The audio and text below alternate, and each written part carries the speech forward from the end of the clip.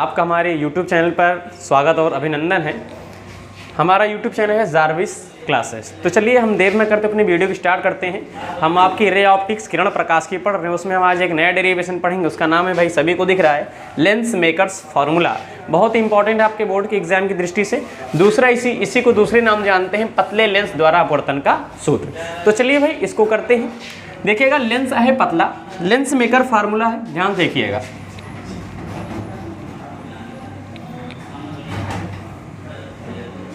देखिए एक हमारा लेंस है, आप ध्यान से ये देखिएगा कि इसमें दो पृष्ठ होते हैं। कितने पृष्ठ होते हैं? दो सरफेस होते हैं, एक सरफेस है एक सरफेस है। हम आपको एक एक सरफेस करके दिखाते हैं, तब आपको ये ज़्यादा समझ में आएगा। ध्यान देखिएगा, एक सरफेस के द्वारा अगर हम इसकी इमेज फॉर्मेशन करें, ध्यान सुनिएगा, ये हमारा कोई सरफेस है, इसको हम मान लेते हैं P1 सरफेस है। इसके द्वारा मान लेते हैं यहाँ पर कोई ऑब्जेक्ट रखी गई है, ऑब्जेक्ट O है, रखी गई है। इसके प्रिंसिपल एक्सिस मुख्य अक्ष पर एक ऑब्जेक्ट यानी वस्तु रखी गई है।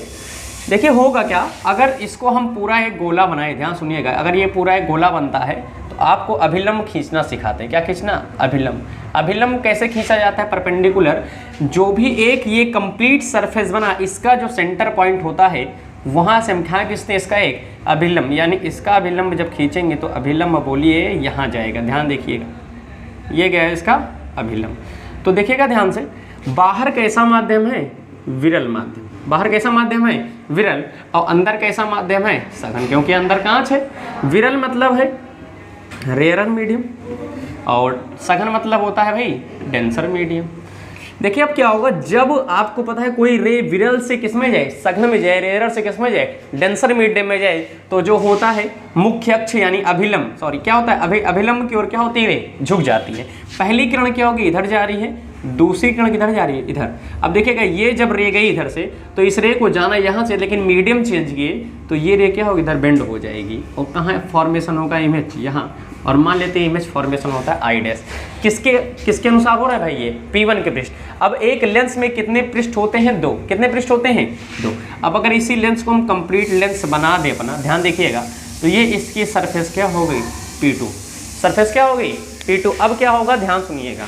देखिए जिस तरह से P1 के कारण इस O का प्रतिबिंब आई डैश पर बन रहा है, उसी तरीके से इस लेंस की जो P2 सरफेस है, P2 पृष्ठ के कारण ये जो प्रतिबिंब बना है आई डैश, ये इसके लिए वस्तु का कार्य करेगा। किसका कार्य करेगा? वस्तु का। अब आप कुछ समय के लिए देखिएगा कि ये वाला सरफेस नहीं है, ओनली P2 सरफेस है। तो अगर इसको हम एक कंप्लीट सर्कल बनाएं, कंप्लीट सर्कल बनाने की कोशिश करें, ध्यान देखिएगा, तो जब ये कंप्लीट सर्कल बनेगा तो इसका सेंटर मान लीजिए यहाँ कहीं पर आता है।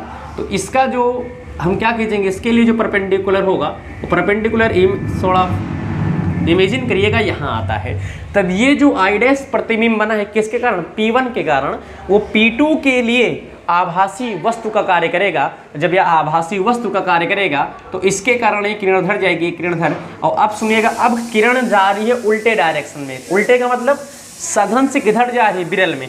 अभी तक ये किरण किधर से आ रही थी? विरल से सघन में, तब अभिलंब की ओर झुक रही थी। अब दूसरी किरण जब सघन से कहाँ जाएगी? विरल में। तो सभी को पता है ये किरण यहाँ जा रही, तो ये अभिलंब है, इससे जाना चाहिए था। ये अगर इसको डिस्टर्ब ना करती, ये किरण ऐसे जाती, लेकिन ये अभिलंब से क्या होती? इसी तरह से ये यहाँ से जाते हुए ये बेंड हो जाती है बाहर की ओर। तो इसको हम पीछे की ओर क्या करते हैं? ऐसे बढ़ाने की कोशिश करते हैं। तो अंतिम प्रतिबिंब इसका कहाँ बनता है?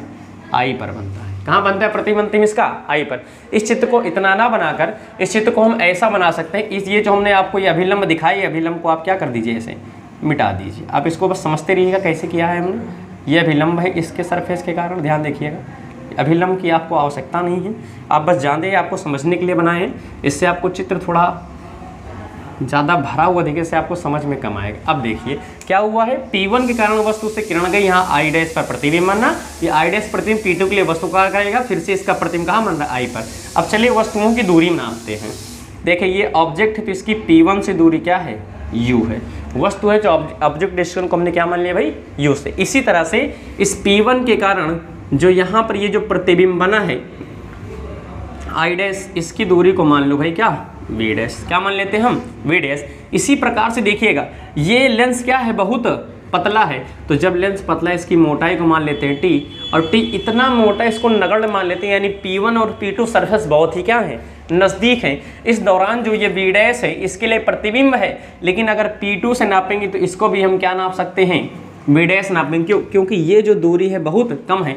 वास्तविकता में ये है क्या, V डैश माइनस टी, लेकिन ये लगभग बराबर किसके है, V डैश के, इसलिए इसको हम V डैश माइनस टी ना लिखकर क्या लिखेंगे, डायरेक्ट V डैश। इसी तरह से जो अंतिम प्रतिबिंब P2 से बना इसको क्या मान लेते हैं हम भी। तो ये हमने चित्र बनाया है, आप ध्यान से देखिएगा हमने क्या किया है। एक हमारे पास उत्तल लेंस है जो बहुत पतला है, इसकी दो सरफेस है P1 और P2। P1 सरफेस कारण वस्तु O का प्रतिबिंब I डैश पर बनता है। यह प्रतिबिंब P2 के कारण किसका कार्य करेगा, वस्तु का कार्य करेगा, जिसका अंतिम प्रतिबिंब कहाँ बनता है, V पर बनता है। तो जब अंतिम प्रतिबिंब I पर बनता है तब हम लगा देंगे, आपको याद करिए। इसी तरीके से हमने आपको हमारी एक और वीडियो पड़ी है हमारे चैनल पर, उसमें हमने आपको गोलीय अवतल पृष्ठ द्वारा अपवर्तन का सूत्र प्रूफ करके दिखाए हैं। उसी सूत्र का यहाँ पर हम क्या करेंगे, एप्लीकेशन करेंगे, उसी का प्रयोग करके यहाँ पर हम इस सूत्र को प्रूफ करके दिखाते हैं आपको। तो चलिए देर न करते स्टार्ट। चित्र आपको समझ में आया है तभी आएगा ये डेरिवेशन, नहीं तो आएगा नहीं। तो ध्यान से देखिएगा, करेंगे क्या। अब अगर P1 सरफेस के कारण देखें, P1 पृष्ठ द्वारा, P1 पृष्ठ के लिए, तो जब P1 पृष्ठ के लिए देखेंगे, किरण आप ध्यान से सुनिएगा, किरण कहाँ से कहाँ जा रही है। किरण हमारी अगर P1 के लिए तो विरल से कहाँ जा रही है, सघन में, यानी किरण जब विरल से कहाँ जाए, विरल से सघन में, है ना, यानी भाई रेयरर टू डेंसर, किधर एंटर कर रही है, विरल से सघन में। तब हम जानते हैं अपवर्तन का सूत्र। कौन सा सूत्र, अपवर्तन का सूत्र। और अपवर्तन का सूत्र आप सभी लोग जानते हैं, प्रूफ किए थे हम, याद होगा, N2/V माइनस N1/U बराबर N2 माइनस N1/R। इससे चलते हैं। तो देखिए अगर P1 सरफेस है तो P1 सरफेस के लिए ये कंप्लीट बनता, तो इसके जो भाई यहाँ सेंटर ऑफ कर्वेचर होता, यानी वक्रता केंद्र होता, तो इसके बीच के जो डिस्टेंस होती, वक्रता त्रिज्या होती, यानी R होती। क्या होती, R। तब P1 के कारण ये जो सूत्र है, ये सूत्र चेंज हो जाएगा। देखिए भाई हो जाएगा क्या, N2/V हो जाएगा। प्रतिबिंब देखिए ध्यान से, P1 के कारण प्रतिबिंब कहाँ बन रहा है, V डैश पर, तो जो V है वो क्या हो जाएगा, V डैश, और N1 जो U था वो U की जगह क्या हो जाएगा, U ही रहेगा। देखिए ये जो हो जाएगा N2 माइनस N1, और अपॉन R की जगह क्या हो जाएगा, P1 है तो R की यहाँ क्या हो जाएगा, R1।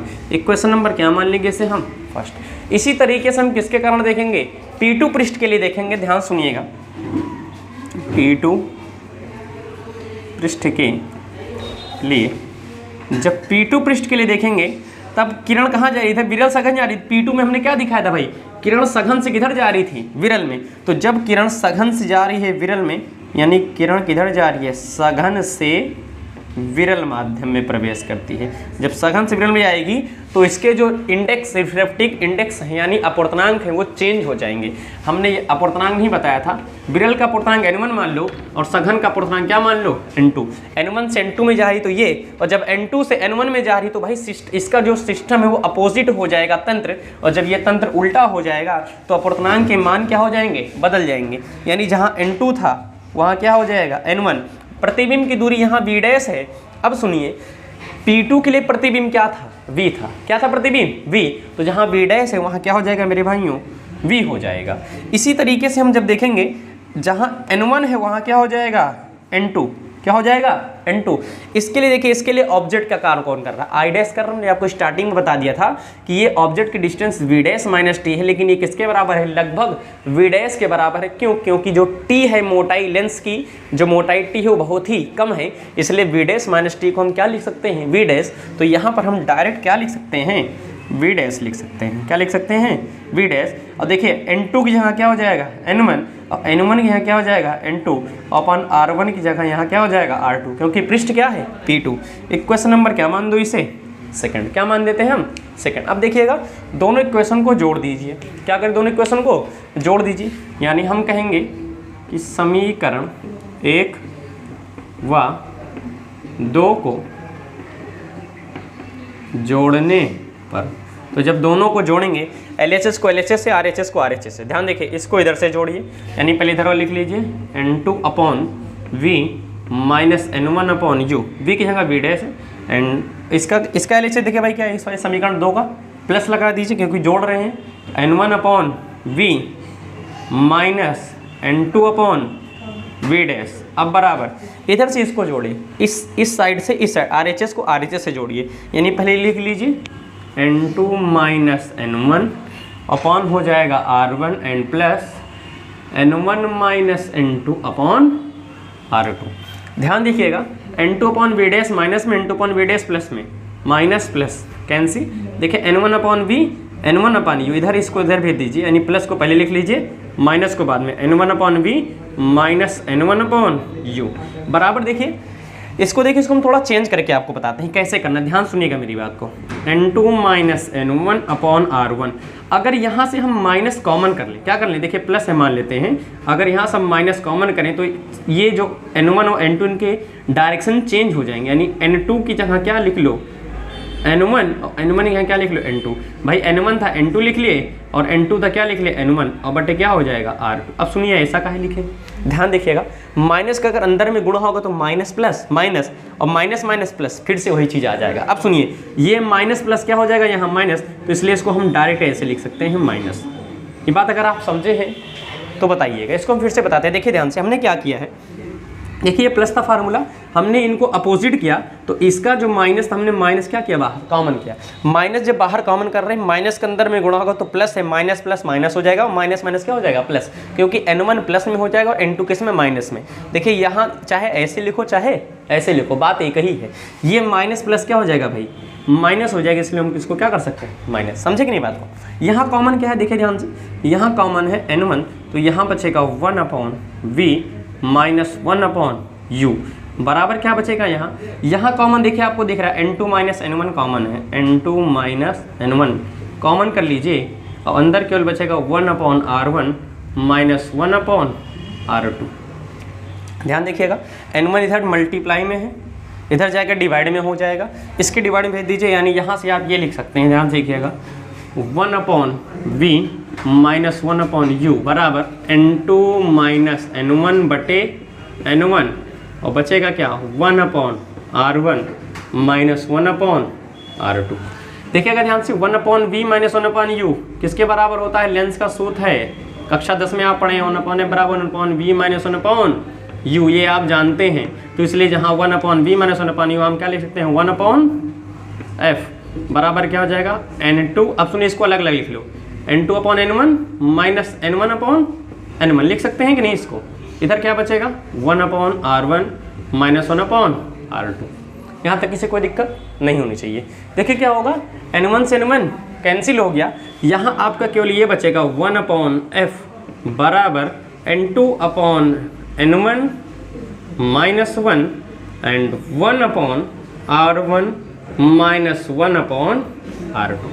देखिएगा N2 अपॉन N1 को हम ऐसा लिख सकते हैं 1N2 माइनस 1 और 1 upon R1 minus 1 upon R2। यही है आपका लेंस मेकर सूत्र। तो इस तरह से हमने एक आसान तरीके से लेंस मेकर फार्मूले को प्रूफ किया है।